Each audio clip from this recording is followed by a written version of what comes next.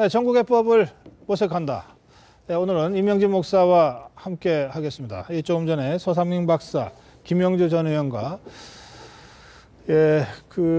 이 필리버스터 문제를 조금 시간을 들여서 다루다 보니까 정치권에서도 이 더불어민주당의 컷오프 얘기만 하고 전체적으로 좀 정치권 얘기를 좀 충분히 하지 못했습니다. 그래서 임명진 목사와 함께 정치권 전반에 대한 말씀을 쭉 계속 이어가겠습니다. 목사님 어서 오세요. 네, 예. 안녕하십니까. 조금 전에 있었던 그 더불어민주당 컷오프 얘기, 그 얘기부터 잠깐, 목사님 어떻게 생각하십니까? 이번 컷오프를 평가하신다면? 뭐 일리가 있는 저는 그 컷오프라고 생각하고 네. 아마 더불어민주당에서 여러 가지 고려했겠죠. 음. 뭐 이 사람들 탈당하는 거 네. 또 생각했을 텐데 탈당 못할 사람들만 했고 아하. 또 사실은 이게 그러면 당내 저 컷오프 한다고 하려면 컷오프 시키면 탈당한다고 아예 엄포를 놨어야 됩니까? 뭐 그래도 예를 들면 탈당하더라도 갈 데 없는 사람들만 탈당했잖아요. 아, 그런가요? 예를 들면 예. 무슨 문희상 의원 같은 분도 어떻든 그 한진과 관련이 뭐 있어서 뭐 그런 것도 있고 또 신계륜 의원도 그렇고 송호창 의원이야 뭐 탈당하더라도 또 어떻게 국민의당 갈 수 있겠습니까? 뭐 여러 가지 예. 상황이 그러니까 뭐 탈당하더라 할 수 없는 사람들 하더라도 갈 데 없는 사람들 사실 이제 뭐 내관은 이제 그 다음번인데 이제 네. 그 다음번에 컷오프 중진 의원 중진 의원 50% 뭐 이런 소재선 30% 이제 얘기하는데 이제 그때 이제 친노를 정말 건드릴 수 있는 거냐? 이게 김종인 그 대표의 생각대로 할 수 있는 거냐? 네, 그때 그건 내관이라고 생각하고 네. 그때도 탈당할 수 없는 상황 속에서 하게 되겠죠. 예, 뭐 그 밀어내서 다른 당 어부지리를 주는 그런 일을 뭐 정치적인 그런 그 오랜 경험 있는 사람들이 그런 일을 하겠습니까? 그러니까 나중에 제가 저 순진해서 그런지 모르겠는데 네.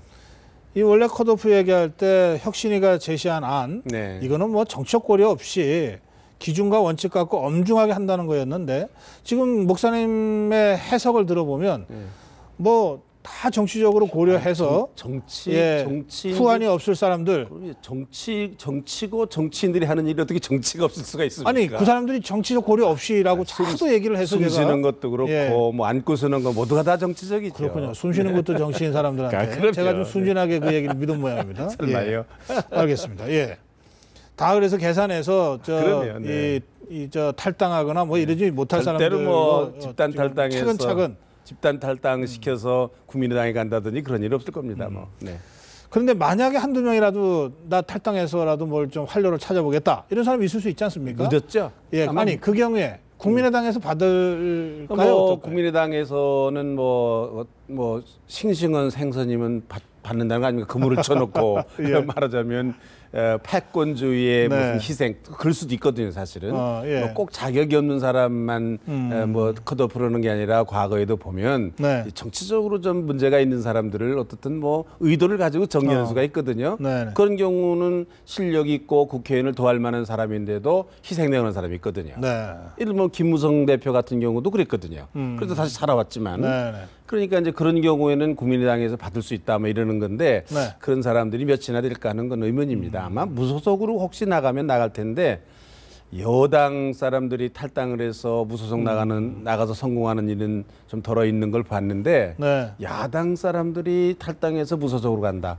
성공하는 예를 별로 못 봤습니다. 과거에. 그렇군요. 그게 그런 측면이 있는 것 같습니다. 이제 이 선거에서 사실 가장 강한 표가 동정표라는 건데 여당에서는 뭔가 권력으로부터 핍박받아서 어쩔 수 없이 탈당하게 되는 그래서 동정표를 모을 수가 있는 여지가 있는데 야당은 뭐 사실 그렇게 주장하기도 참 쉽지 않은. 야당이라는 게 본래 이제 공천 기준은 최대의 공천 기준은 당선입니다. 당선 가능성입니다. 그러니까 이제 그런 동정 같은 건 못 받게 되는 거죠. 그럼 상대적으로 지금 김정인 체제가 이런 거를 이 단도리를 잘 하면서 지금 이 공천 과정을 관리하고 있다 이런 평가도 가능합니까? 김종인 대표가 어떤 사람입니까? 이게 지금 기네스북에 올라갈 만큼 그 비례대표 내보는 사람입니다. 그렇게 간단하게 보면 안 됩니다. 적어도 우리나라에서는 최고 기록입니다. 뭐 친노 세력이 뭐 운동권 출신들이 많고 뭐 전략 전술이 뛰어나는 사람이라더라도 정치에 한숨이 트죠. 네. 알겠습니다. 예. 그 새누리당 얘기도 좀 해보겠습니다. 네. 이 안심번호 이거 이번에 저 김무성 대표가 강력하게 네. 밀어붙였다가 사실은 청와대하고도 좀 갈등을 빚었고 그런데도 어쨌든 네. 끝내 관철시켰던 것이 안심번호 여론조사 방식인데 네. 이게 지금 좀 논란이 되고 있거든요. 김무성 대표나 황진화 사무총장의 얘기는 뭐 큰 문제 없다는 것 같습니다. 분위기가. 네. 어떻게 보십니까? 빌미가 되겠죠. 뭐 저거는 뭐 새누리당만이 아니라 과거의 야당에서도 네. 뭐 저런 일 많이 있었고 그렇습니다. 특별히 무슨 뭐 정의당에서도 그런 문제가 있었지 않습니까? 그렇습니다. 뭐 예. 정의롭게 한다는 과거의 그 예. 통합 예. 진보당인지 네, 그렇습니다. 이정희 대표가 있었던 거기서도 문제가 있었습니다. 뭐 그렇기 때문에 저거는 분란의 소지가 충분하게 있는 건데 네. 사전에 준비도 좀 부족했던 것 같아요. 그걸 별거 아니라고 그냥 치부하고 넘어간다고 해서 그렇죠. 이게 별거 아닌 일이 되는 건 아니네요. 그럼요. 더군다나 뭐 그러니까? 지금 친박계에서는 이걸 빌미로 뭐 이게 상향식 공천 안 된다 뭐 이러는 지금 입장이기 때문에 네. 그리 간단한 문제는 아닐 거로 생각합니다. 네. 알겠습니다. 근데 그와 별도로 말이죠. 네. 지금 이게 뭐 이 안심번호를 부여하고 확인하는 과정에서 보니까 뭐 주소가 일치되지 않고 뭐 그래서 이른바 유령당원의 존재가 네. 많이 발견됐다는 거 아닙니까? 안심번호와 관계없이 네. 이게 선거 때만 되면 당원 대의원들이 이제 그 경선의 유권자가 되니까 막 모읍니다. 그렇죠. 그 입당원서들 막 이렇게 들고 다니거든요. 네. 그러면 그게 진짜 무슨 진짜 진성당원 같지도 않고 우리나라 정당에 그게 예? 문제죠. 더군다나 지금 선거구 획정이 늦어져서 예. 그 신인들이 지금 예비 후보들이 그 당원 명부를 받을 수도 없는 상황이라는 네, 거 아니에요. 그렇습니다. 그러니까 예. 뭐 현역이 유리하게 되는 거고 그러다가 보니까 현역이 무슨 뭐 당원 모집을 뭐 급하게 한다든지 여러 가지 부실한 문제가 있죠. 사실은. 예, 네. 그렇습니다. 하여튼 그래서 이게 그 우리 정당 구조가 워낙 취약하다 보니까 그렇습니다. 네. 이런 인들이 이제 고질병처럼 자꾸 이제 드러나는데 네. 이거 좀 어떻게 근본적으로 좀 치료하고 가야 될 때가 되지 않았습니까? 책임 당원제로 가야 됩니다. 사실은 네. 무슨 당비도 내고 뭐 예. 이렇게 해서 당을 운영을 해야지. 사실 이게 정당 보조금을 너무 많이 주는 것도 나는 이 문제가 있다고 생각합니다. 이게 예. 당이라는 게 당원들이 당비를 내서 운영을 해야지 왜 정부에서 돈을 그렇게 아니, 세금을 그거는 많은 세금을 줍니까? 우리 헌법에 네. 정당 정치를 발전시킨다라고 딱 규정돼 있으니까 네. 그 헌법적 가치입니다. 그러니까 정당에 대한 그 정당에 대해서 세금을 가지고 지원하는 건 이제 그런 것인데 지금 말씀대로 너무 많이 준다. 오히려 그 결과 정당의 자생력이 오히려 지금 약화되는 수가 있다. 생기는 지금 거죠. 그 지적하시는 거예요. 그렇습니다. 예. 그리고 뭐 정당 발전해야죠. 꼭 돈 주는 것만이냐 그런 것도 봐야 되는 거고 돈을 주더라도 어디다 주는 거냐. 그렇죠. 예. 그것도 중요한 거 아닙니까? 예. 예. 이걸 그래야지 이게 무슨 선거 때는 더 많이 주더만요. 돈을. 네, 그렇습니다. 선거 있는 애는 더 많습니다. 네. 예. 그러니까 이런 것들 때문에 생기는 여러 가지 문제가 이게 있고 정당에 어떤 때는 뭐 저기 저 그 당협위원장이 당비를 내주는 경우도 있다고 그래요. 옛날에 그런 경우도 그 있었어요. 당비 대납이라고. 예, 예. 그거는 그런 경우도 그거는 많아요. 네. 그거 안 되는 일입니다. 아, 물론이죠. 예. 네, 불법이죠. 그래도 어떻든 뭐 당원들에게 뭐 투표를 해야 된다든지 뭐 여러 가지가 있으니까 그런 편법을 동원하고 이런 밑바닥의 이 민주정치가 안 되면 네. 정당 자체가 이게 참 허약할 수밖에 없고 우리나라 정치가 허약할 수밖에 없게 되는 겁니다. 네. 알겠습니다.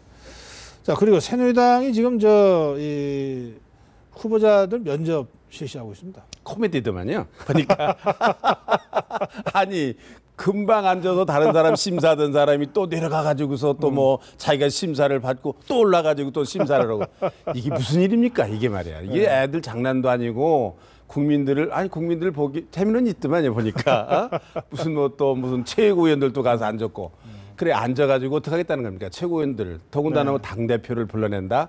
글쎄 무슨 뭐 다 뭐 모든 사람 다 똑같이 공정하게 한다. 그 눈 가리고 아웅이지. 그래 당 대표를 면접해 가지고 당 대표 정말 안 줄 겁니까? 예? 이런 짓을 왜 합니까? 당 대표 공천 안 준 적도 있다고. 글쎄, 글쎄. 그런데요, 아니 네. 목사님 조금 차원을 달리해서 보면 네. 그 한나라당 시절에 네. 윤리위원장 하실 때 네. 후보 검증위원회를 당내에서 설치해서 네. 검증부터 하자 네. 그렇게 주장하셨죠. 그럼요. 그래서 실제로 그게 채택되지 않았습니까? 그럼요. 2007년 경선 네. 때. 그리고 그 과정에서 당시 이명박 후보, 박근혜 후보가 당내 검증 과정을 거치면서 예방 주사를 제대로 맞아서 네. 상당히 강력한 이제 경쟁력을 갖게 됐다 이렇게 평가받지 않습니까? 그럼요. 사실 이 총선 앞두고 당내 경선에 참여하는 후보들을 그런 검증의 절차로 이 면접을 지금 하고 있는 거 아닙니까? 하려면은 예. 제대로 해야죠. 그러니까 제대로 해라 이 그렇죠. 말씀이죠. 하지 우리는 말라가 아니고. 그럼요. 제대로 해야죠. 한 사람씩 앉혀놓고 해야지 두 사람을 경쟁자를 불러놓고 무슨 검증이 됩니까? 네. 그다음에 그리고 서로 뭐 덕담을 하고 5분, 10분씩 앉아서 무슨 그게 검증이 됩니까? 제대로 해야 되는 거지 하려면. 예, 예. 안 그러면 저런 눈가림식에 네. 저런 무슨 뭐 국민들에게 보여주기 위한 저런 검증은 하면 안 되죠. 저 제대로 시간 하자. 낭비일 뿐만 아니라 예. 저건 국민들을 우롱하는 거예요. 저게 뭐 우린 검증한다 이러는데 네. 5분 동안에 무슨 검증을 할 거며 상대 후보 똑같은 그 경쟁자를 놓고서 무슨 얘기를 할 겁니까? 저는 그거는 불가능한 일이라고 생각합니다. 알겠습니다. 그 점에서는 검증이 필요 없다가 아니라 아 그러면 검증은 필요한데 지금처럼 이게 쇼잉하듯이 하지 마라. 그렇죠. 제대로 네. 해라. 아, 그럼요. 네. 예. 네. 알겠습니다. 자, 이제 국회 상황도 좀 짚어봐야 되겠습니다. 오늘 이틀째 필리버스터가 네. 진행되고 있습니다. 이 정의화 의장이 대테러 방지법을 직권 상정했는데 그 정의화 의장의 직권 상정이 잘못됐다고 야당이 지금 필리버스터를 하고 있는 거거든요. 목사님, 정의화 의장의 직권 상정에 대해서는 어떻게 생각하십니까? 먼저. 저는 지금 정의화 의장이 이제 국회법에 따라서 뭐 네. 비상사태다 네. 뭐 이러니까 이제 직권상정을 한다 그랬는데 저는 발표된 그런 공식적인 입장 말고 정의화 의장의 나름대로의 저는 복심이 있다고 생각합니다. 예. 그거는 이렇게 해야 이게 여야가 마주 앉아서 막판에 뭔가 얘기를 할 거다. 막판 타협이라도 할 거다. 막판 타협을 할 거다라는 그런 여야의 그 여야를 향한 압박 수단으로 한 거지. 정말 정의화 의장이 지금 현재 상태를 무슨 국가적 위기 국가적 상황. 위기다 뭐 그렇게 생각은 저는 안 했을 거로 봅니다. 그러기로 말하면 과거에도 얼마 전에도 그럼 직권상정을 해야 되는데 그때는 아니라고 그랬거든요. 네. 지금 갑자기 국가 위기가 뭐 금방 생긴 것도 아닌데 저런 얘기를 하는 거 보면 저는 정의화 의장이 막판으로 여야를 압박하는 수단으로 직권상정하는 거다. 이렇게 보고 있습니다. 네. 알겠습니다.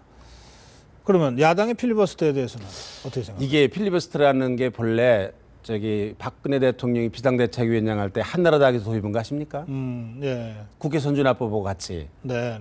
한나라당에서 도입했습니다. 그러니까 선진화법의 내용 중에 하나가 이 필리버스터가 들어간 겁니다. 그러니까 지금 뭐 이게 지금 자기들이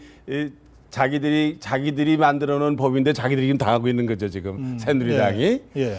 그런데 뭐 법이 있으니까 할 수 있는 거죠. 그러나 이제 한 가지는 19대 국회가 최악의 국회라고 그러는데 별것 다 하고 이제 끝난다.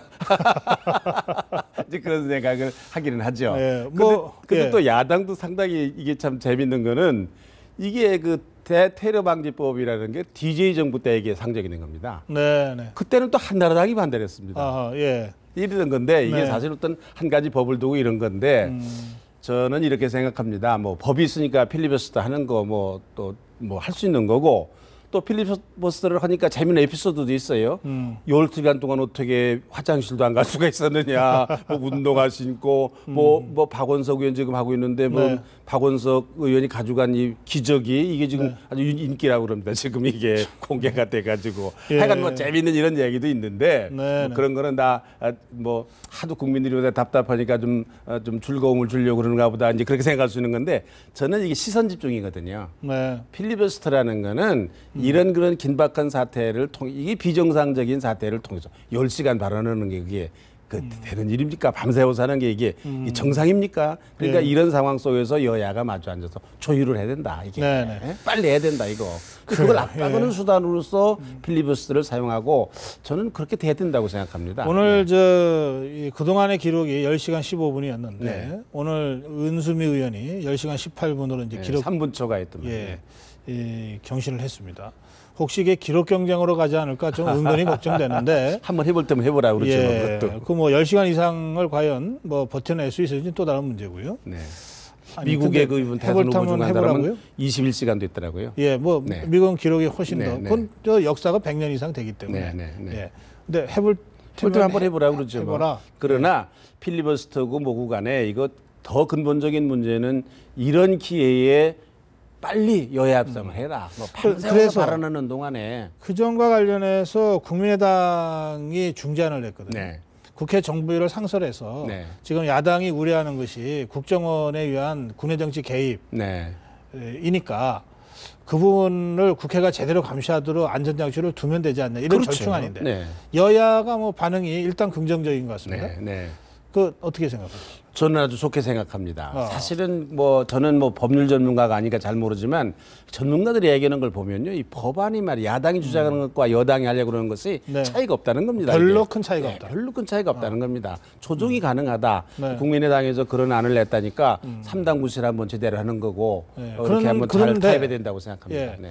뭐 문병호 의원이 낸 것 같은데 그동안 정보위에서 이 문제를 또 네, 다뤘으니까 그런데 그럼 왜 이제 냈을까? 필리버스터가 진행되고 나서야 왜 냈을까? 그 전에는 못 내나요?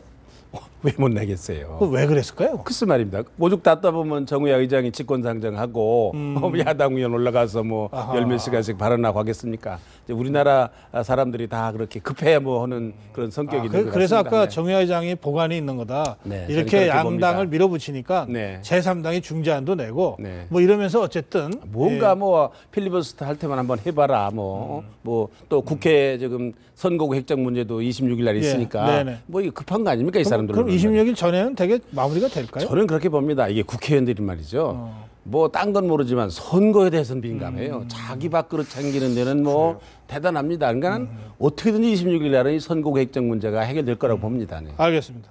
그러면 결국은 내일 모레 한 네. 이틀 사이에 이 대테러 방지법 문제, 네. 선거구 획정 문제가 국회에서 어쨌든 원만하게 처리될 것이다. 이렇게 네, 저는 전망하시는 그렇게 거군요. 봅니다. 네. 알겠습니다. 지켜보겠습니다. 고맙습니다. 예.